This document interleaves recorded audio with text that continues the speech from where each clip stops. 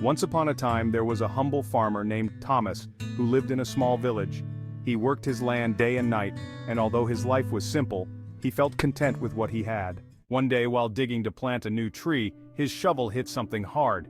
Intrigued, he kept digging until he uncovered an old clay pot buried in the ground. Carefully, he lifted it out of the hole and opened it. To his amazement, it was filled with gold coins. Thomas couldn't believe his luck. He had never seen so much money in his life. For a moment, he imagined himself living as a rich man, without worries, enjoying all the comforts that the gold could buy. But soon he began to worry. What if someone finds out I have a pot of gold and steals it? He thought. That night he barely slept, thinking about the treasure. Every little sound startled him, and he spent hours getting up to check that the pot was well hidden. His anxiety grew so much that he decided to hide the pot in a different place every night. Days passed, and things got worse. Thomas no longer slept, nor did he work his field. He was so worried about his treasure that he even avoided talking to his friends and neighbors, fearing someone would discover his secret.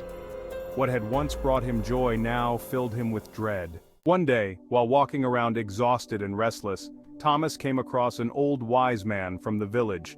Seeing the expression on Thomas's face, the wise man asked what was troubling him. At first, Thomas hesitated, but eventually, he decided to tell the man about the pot of gold and the constant fear he felt. The old man listened patiently, then said, "Thomas, wealth can bring happiness, but it can also be a heavy burden. If this pot of gold takes away your peace, perhaps it does not make you as rich as you think."